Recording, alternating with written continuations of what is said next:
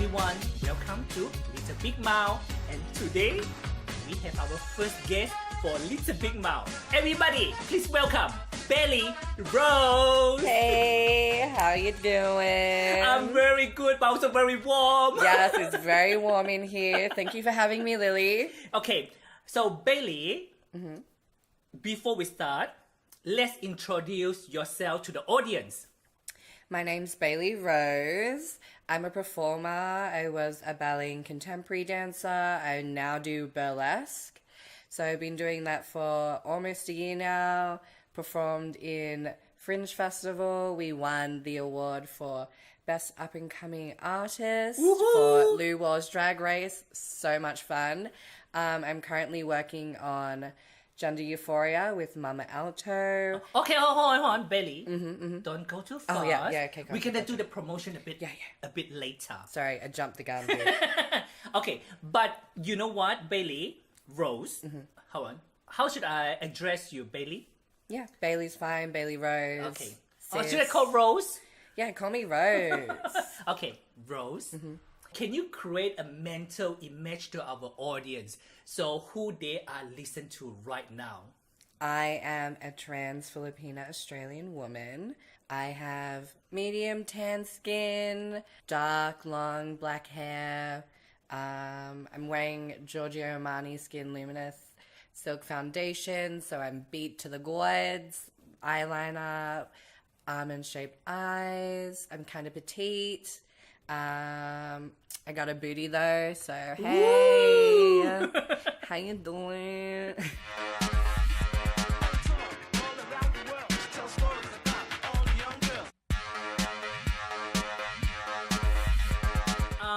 And before we go any further, let's do some exercise. Our facial exercise and vocal exercise, because I get really nervous. And when I get really nervous, you know, I become like... Yeah, true. Okay, but I'm not good at singing. Oh yeah, that's Do you fine. know any exercise we can do? We can do some like...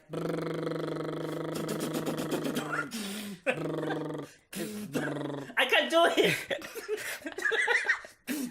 I can't do it. Hold on. Don't make me laugh. We'll leave that one then. We'll do like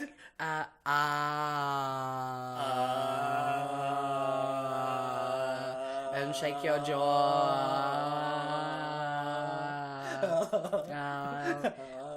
Use your tongue and like rub the inside of your mouth like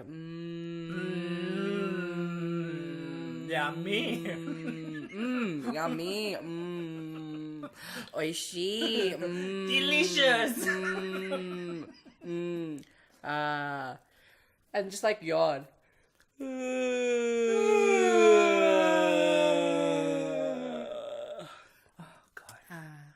Okay. Feel better? I can't believe I cannot do the first one. It's just a brrr. It's hard. It has action. There we go. Right, bitch. Let's do it.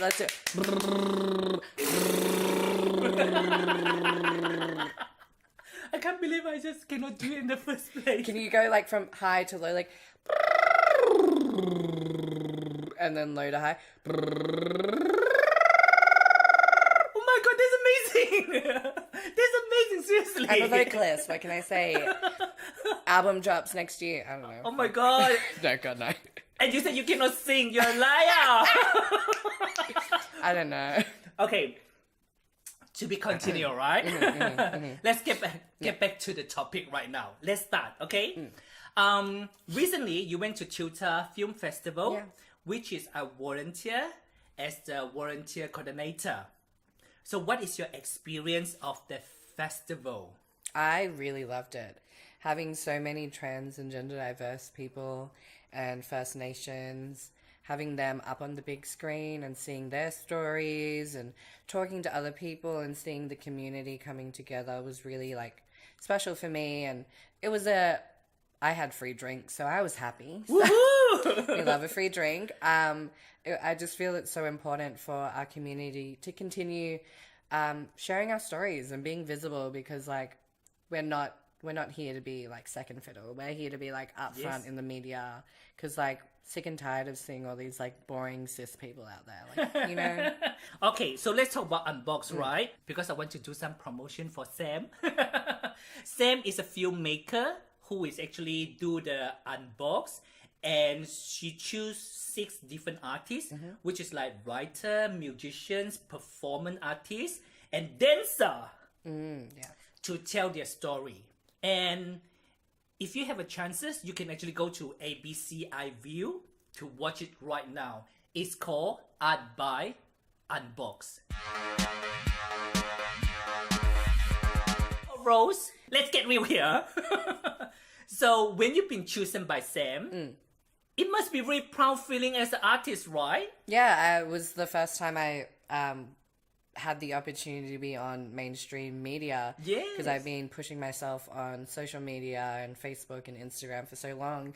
So to be in like Australian channel, like that wasn't a proper sentence, but to be on ABC and have it viewed, and then not only have it on in Australia, but you can watch it overseas. Yes. So it was just a huge moment for me. I was so happy and so like, I was nervous as well. Is it like RuPaul Drag Race when you got picked? I mean, I wish I won like $100,000 and like a sickening supply of Anastasia Beverly Hills. Yes, please.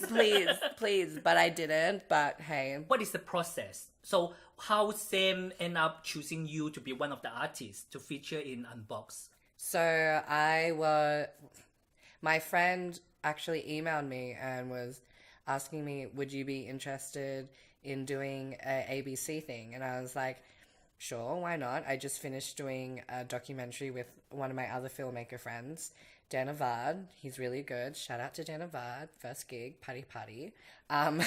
So I emailed them. I sent them the documentary I did. I sent them like some answers to a few questions they gave me, and got the email back, and they said, we're filming at this time. We're going to be here in September. You have like, I think I had 3 months to choreograph a piece. So I put my head down in the books and figured out what my story was going to be for my art piece. I don't want to be thirsty. Go ahead. One of your dancers so hot. Oh my god, they are so. I used to. Tim is one of my great friends. He was one of my ballet and contemporary teachers when I was in full-time dance. Jack was in the year below me, and Shannon, she was in the year below me as well, and they're all 3 beautiful trained dancers and so sickening. Holy moly. I know. So beautiful. Dripping. Dripping, organza, love. Give me more. Like, put them in a leotard, say, hey. How many days to film it? Because it's beautifully filmed as well. It was, we filmed the work that was in the studio one day, because we had a 2-day film. And the second day we filmed at NGV around 6 o'clock, 6:30 in the morning. Oh my god. Yeah, so we filmed before they opened up NGV, because it wouldn't be fun having like a bunch of random people walking around and we couldn't hear the music. And You see Unbox at home first? yeah. Because it showed in ABC first, right? Yeah, it showed on ABC first. I actually got a draft sample of my episode, like probably a month before it was released. I was also like gacked out of my mind, so I was like, Who do you share with? we were like on the come down in my friend's apartment overlooking the city. Oh my god, I sound so bougie. It's okay. It was like probably like 5 o'clock in the morning, and I like went on my phone and like checked what was happening in the world. And I was like, oh my god, everyone come quick. And I played it, and like I was like in hysterics. I was like, it was the first time I saw myself, and I was like, holy fuck, I'm an artist. I'm a professional. I am more than just like a student now. Like I've gone further than I ever thought I would be, like, at this age. So, like, Do you cry? oh my God, I got my tear ducts removed last year, so Okay. it's all the Botox. Oh God, I'm an emotional wreck. Oh my Okay. God. But I think that's very different watching from your phone and watching at Cuta. Yeah. Oh, it was literally insane. To see it like up there and to have so many like loved ones around me was, And so many people with you watching it, watching you on the big screen, you know? it was wild. I couldn't believe that I was sitting there watching myself. I want more now. Like, I'm so thirsty. Oh for, my like, God, to do you more. want the fame now. Yeah. I'm ready to do more screen work. I did pass off.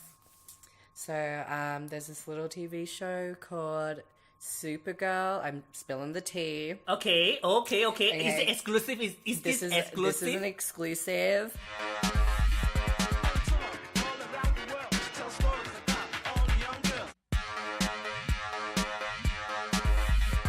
I got a audition with them, and they sent me out script work, and they sent me out the information on like what it's all about, who you're gonna play, if you get the gig, like when it is, where it is. It's all filmed in Canada. Okay, before we go any further, what is Supergirl? For people that for the audience that don't know anything about Supergirl. Supergirl is literally oh my God. My God, you're Hollywood now. Is it Hollywood? Oh my God! Oh my God. Rose, you're famous. You're So famous now. So famous. Obviously, no, I'm not. I'm nobody. Literally no one. But it's something to be happy about. Yeah, so Supergirl is a CW, like, Marvel TV show, kind of like The Arrow, kind of like pretty much literally like The Arrow. They like cross sections, and yeah. So I got the audition for it. I actually emailed the agent and was like, I don't think this is the role for me. And Why? It was... Rose, you're being stupid. It was a dumb mistake. But I'm only 23, and I still want to like really hit Melbourne before I go overseas. Oh my gosh. Yes. Don't tell me you turned it down. I didn't. I don't know if I would have got it because I didn't actually audition for it. But the agent said they're actually really interested in like seeing you more because they like your look. Yeah. And because I've done TV already, well, not TV, but I've appeared on TV before. They And you're young. Yeah. Because they were looking for young people. Yeah, and the role was for a trans woman. And, yeah.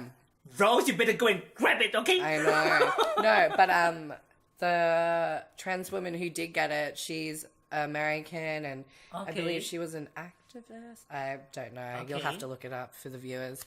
But yeah, so I definitely, the next time something like this comes my way. Oh, please, Rose, please do it. Please do it. Because, please. I was just like, I need to be in Melbourne. Like, I was having a moment. I think I just started seeing my partner. I don't know. So I was just like, everything is keeping me here. And Okay. So, no offense to the partner. You always can do better. No. Well, this is what Tom Hanks said. He said when he see people who getting married, he always said this to the bride, you always can do better. Oh my God. I did not know that. Tom Hanks, shady bit. Let's talk about your upcoming work. So I'm currently rehearsing for Midsummer. I'm doing 2 different shows. I'm doing Gender Euphoria, which will be at the Fairfax at Melbourne Arts Centre, starring the one, the only Mama Alto. She is actually stunning. Holy moly. She is so vocally talented. It's insane. We were in rehearsals and she just like started singing one of her numbers, and then literally I was like ready to cry. I was like, oh my God, this is like, she is so talented and so, I die. I die. I want to channel her in my like vocals. Like, Yeah, because yeah. I never get to see her, but recently I went to the Transgender Remembrance Day. Yes, she performed. Yeah, and she performed.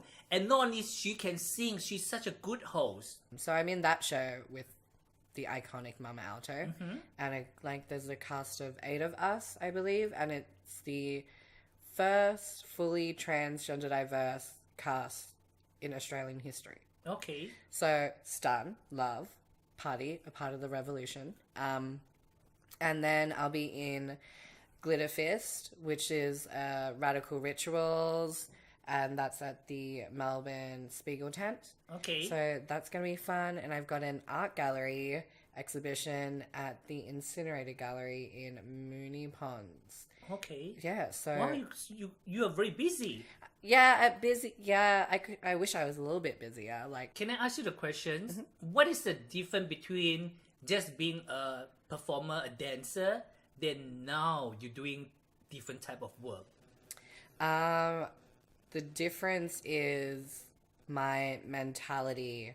When I was just a dancer, like, dancing was the only thing on my mind. It was perfectly fine for that time. But now as a multifaceted artist, I'm thinking about not only my performance aspect, but my activism, my art, my personal life, my life with myself, like my mental health.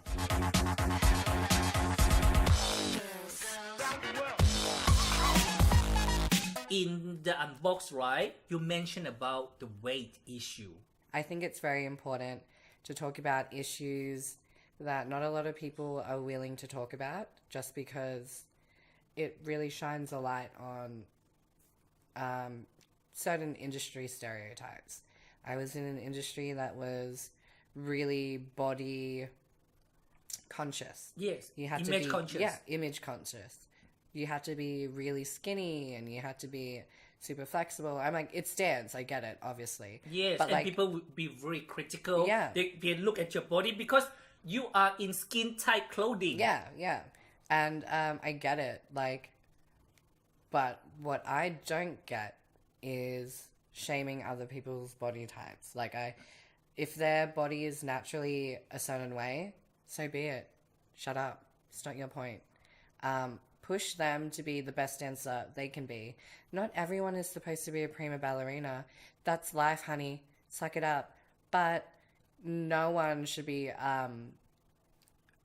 criticized and judged because of their body type. And as a trans woman, like, I'm not only experiencing discrimination as a woman, but also, as other people like to call me, a man in a dress. Okay. Like, I am experiencing so much of just ignorance in general, and I just really want to talk on, like, topics that are uncomfortable for me to talk about. But And weight is one of them. yes, weight is definitely one of them. I struggle with my weight still. Like, And before we go any further, Yeah. and you tell me, being abused by the teacher in dance school is something very common.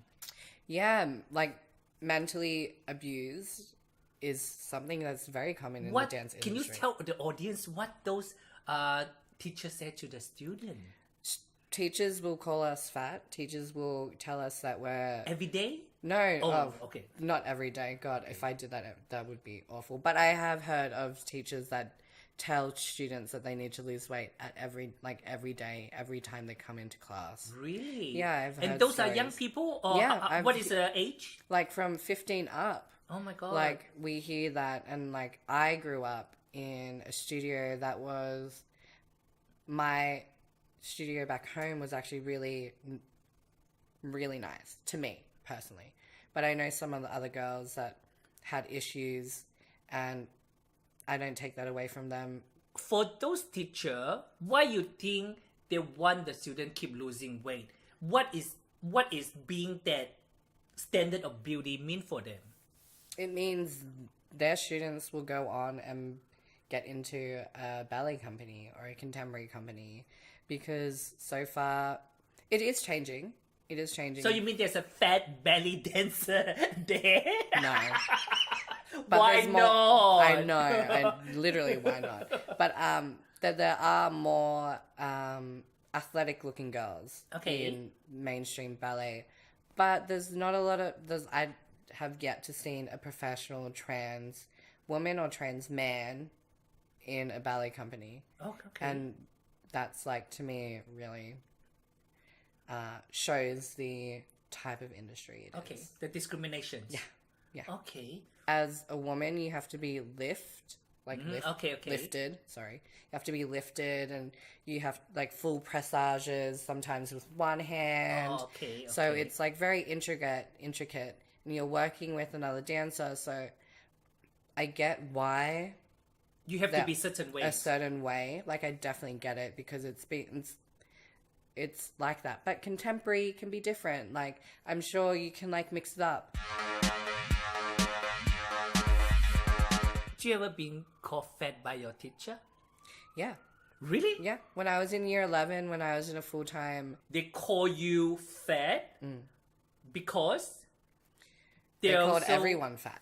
They call everyone fat. They called everyone in our classroom fat. Year 11. Yeah, year 11. But you're not fat, you know? You know, I'm you're not very fat. small and petite. Yeah. So, they... Like, our ballet teacher, she called us fat. I was in a performing arts school. And she told everyone to lose weight.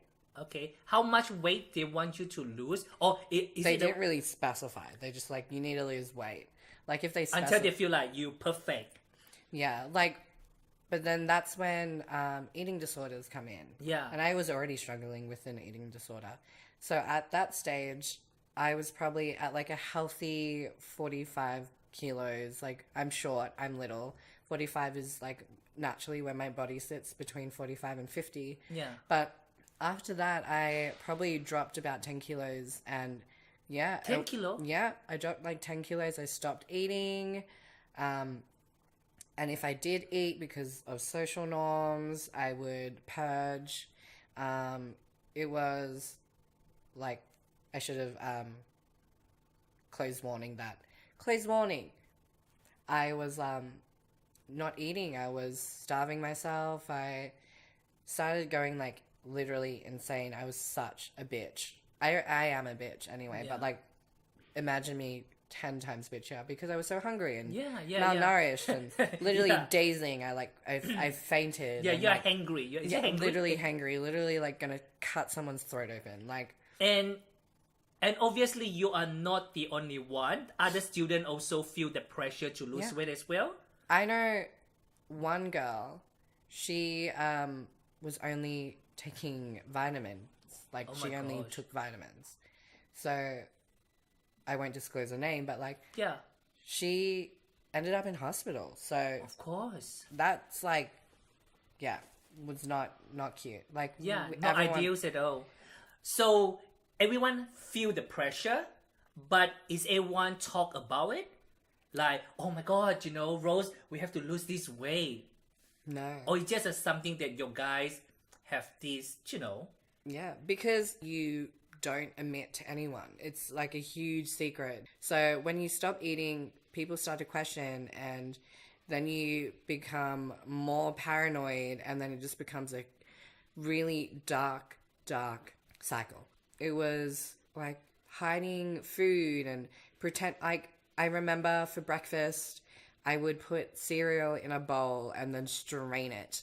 And I would like dump it into the bin and like sit the bowl out on our bench, and it looked like I ate food. And then sometimes I would bring food into my room and like binge at night, and then like vomit everything up. So you will eat and then you will vomit? Yeah. Because you do need, like, being like anorexic, you do at one stage need to eat something, or you and you literally will die. This when you start binging. Yeah, and that's when it's when you start binging and then purging, and then so I remember I went into work after school, ate like a packet of biscuits, and then like went to the bathroom and like vomited it all up, and I was like, I'm done for today. And I was like, But this is really young age, right? You're talking about year 11. I was probably 17. Oh my gosh. Yeah.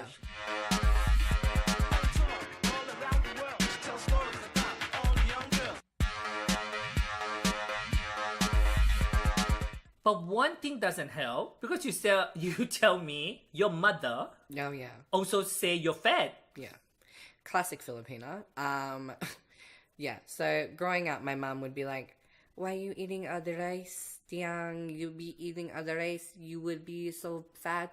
I used to be so skinny. I used to model.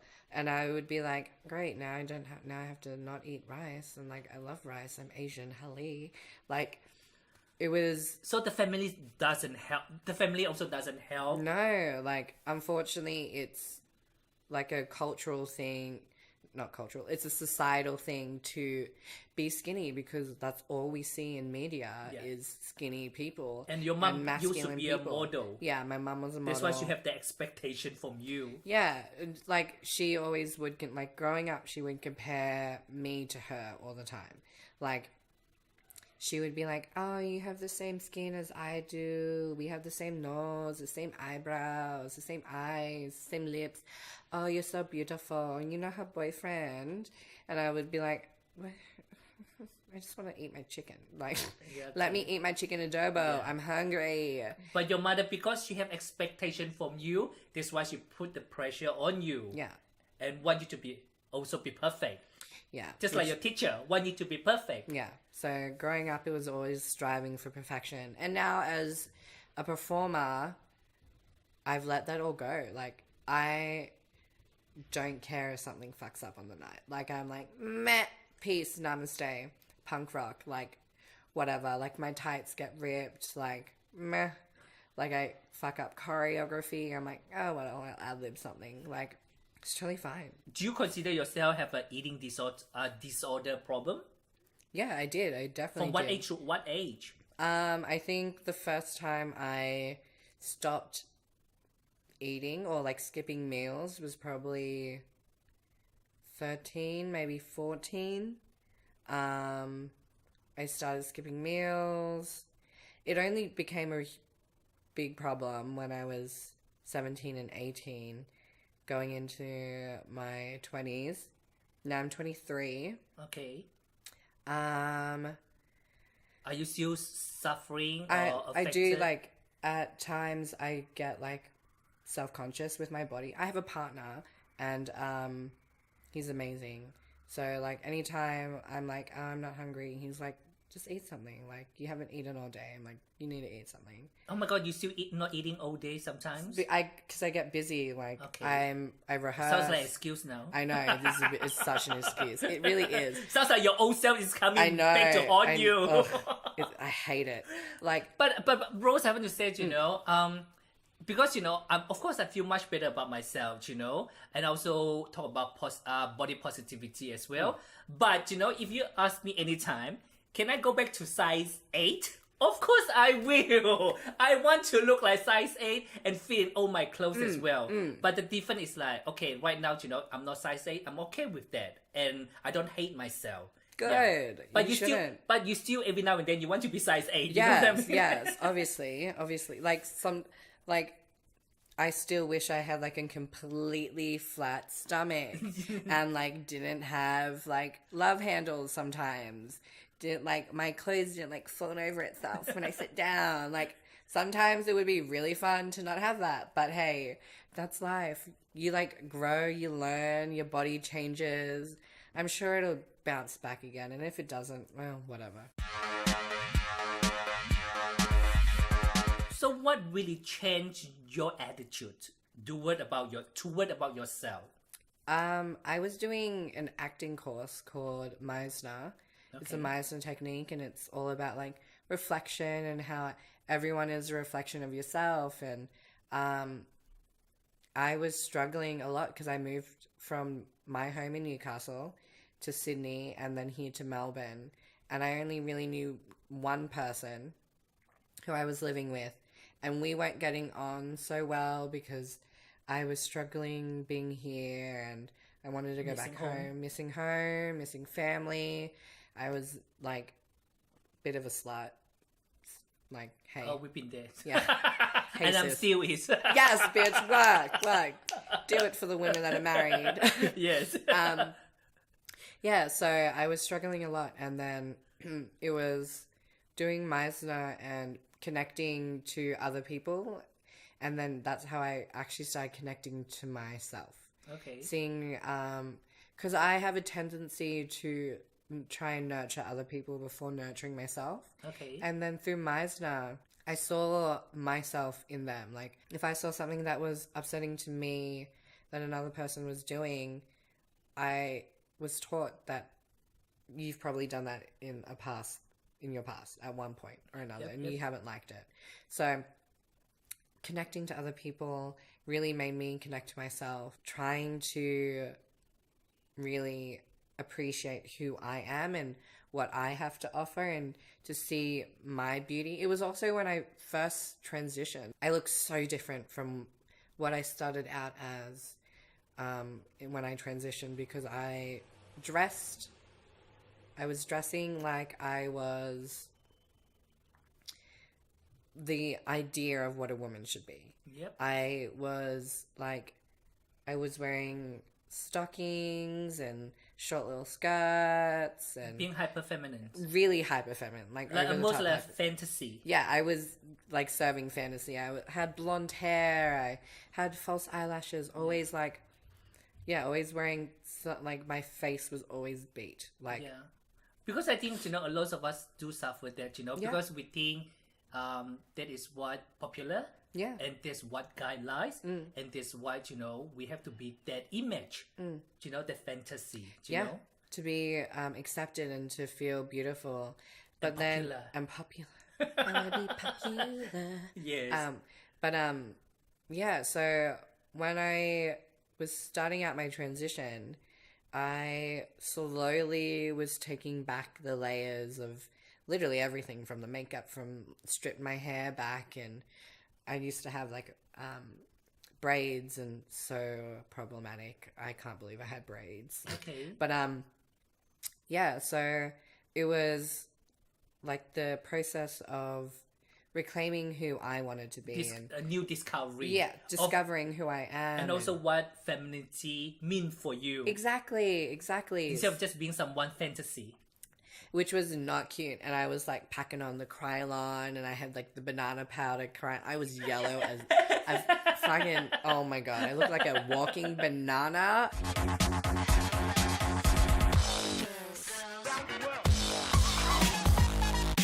So be honest with me. So when's the last time you're thinking about dieting? Oh my god. Be honest, Rose. I'm holding you accountable right now. Hold me accountable, because it was probably like today. I was like, I probably should start dieting, and then I fucking ate curry and rice, and that's why I'm so burpy. So Okay. sorry anyone listening to my like little gargles in my throat. I'm like, it's the curry and the rice. So what is your worst crazy diet experience you have? I remember when I was doing a nude photo shoot. Okay, wow. Okay, yeah. Sexy. Yeah, did a nude photo shoot for one of my friends, year 12. In New South Wales, it's HSC, but here in Victoria, yeah. I don't know. VCE? I don't know. Fucking don't care. It was for school. Pretty raunchy for school. But, Nude photo shoot. yeah, I did a nude photo shoot. In your school yearbook? No, God, no. It was for, Thank God. even worse. It was traveled around Australia, I'm pretty sure. So, Okay. yeah, so it was like a giant blown up picture of my body naked. Okay. Wow. Yeah, and for that, I think I was literally just having cold pressed juice Okay. for like 2 weeks straight. It For was 2 not weeks. pretty. Ugh. Yuck. I think, yeah. So do you never fan down? Because for me, there's one time I really only eat one meal a day, and there's one time I went to this pharmacy and I just tried to kneel down to grab something, and then suddenly it just went black and blank, and I just fell on the Oh ground. my God. No, I've experienced that. I literally have experienced. I was in a dance class I was doing in ballet. You do menages, and we were doing pirouettes. And literally, I think I stepped to pose a pirouette, and my eyes just like went all completely black, and my eyes opened, and like my class was just like looking at me, and I was like, Gosh. "Oh hi, Yeah. hi." And then there was They could perform the low blood sugar, things like that. yeah, literally, and or I still from not eating, my body is fucked. Like Okay. I still have back pains, like back problems. My stomach, I have stomach problems.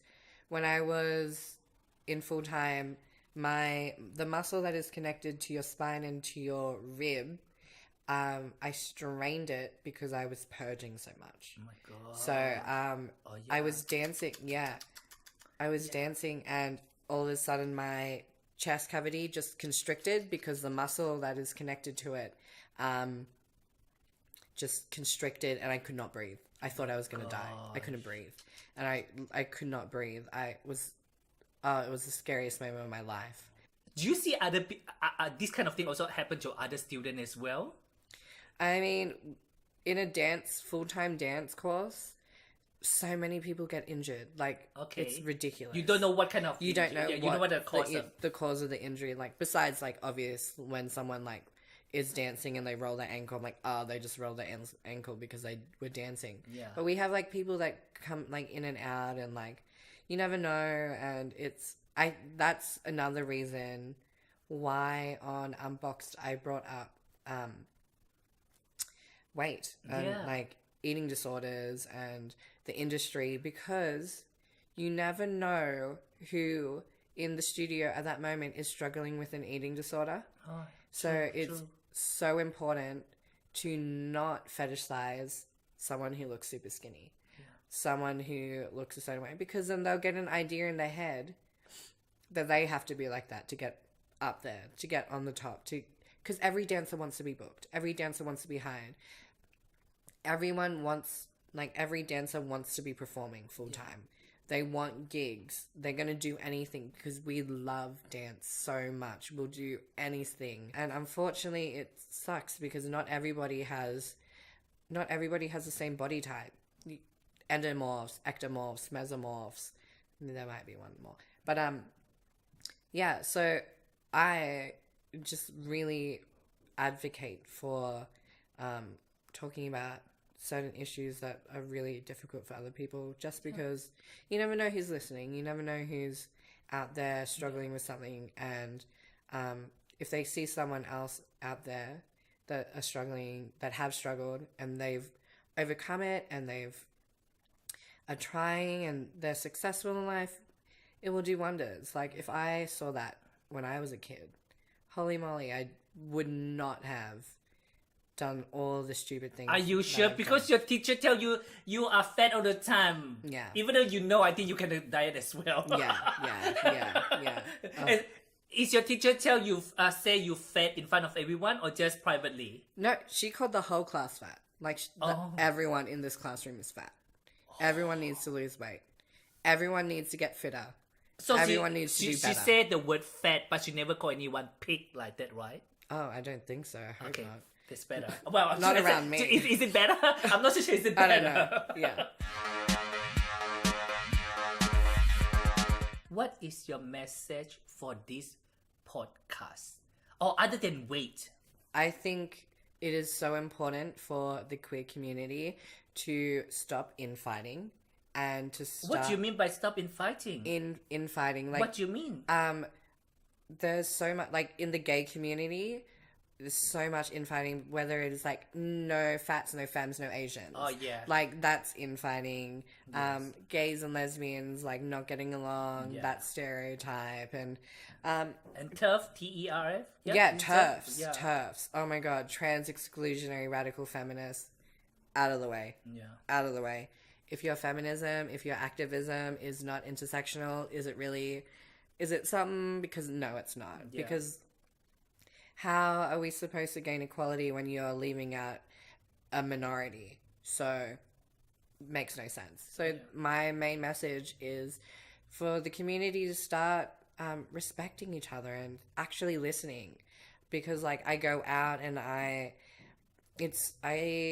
have white friends and I have people of color that I'm friends with, and White boyfriend. I have a white boyfriend. I have a white boyfriend and his friends, and like I am in like different circles all the time, and we come across, and like I love everyone, but no one really takes the like no one I have met in the like time here in Melbourne that actually really wholeheartedly will listen to trans women of color that is like a cis white person.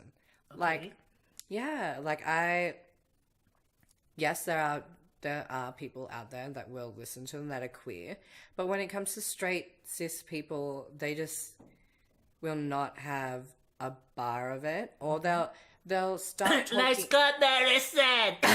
They start like talking over and like start like talking as if they are trans and a person of color. So like I'm just like, can you not? Like, can you like literally stop and fully listen?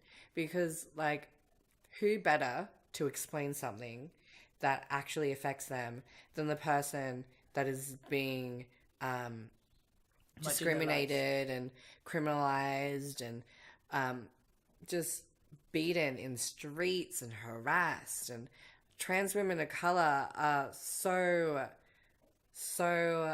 targeted. And like, I think it was the other day I saw that there was like 386 trans women of color, or just trans women in general, that were murdered. It's such a tragedy for so many color women to being murdered. But for what happened right now, like America, but are you still hopeful or not? As a trans person, as a young trans person in Australia? Yes, I am. Because I think I've seen the power that we possess. Mm-hmm. I see it. I've experienced it. I think we just need to actually come together more. We need to constantly have each other's backs, and like Mama Alto said something so beautiful. It was like, the community will fight.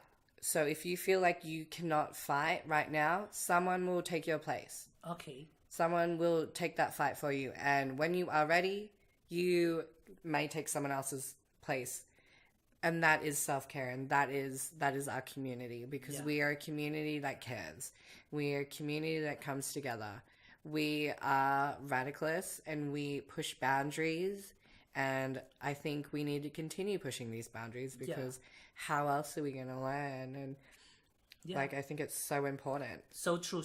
Because no one can be strong forever. Mm-hmm. Sometimes you just have to, take care of yourself, have a rest, let someone to continue resist and fighting. And then when you rest well, and then you come back to take their place. Exactly. Yeah. That's what you call teamwork. Yes. Teamwork. Yes. Okay. So we're going to say goodbye now, everyone. Goodbye, everyone. Love. Peace. Joy. Express yourself. Bye.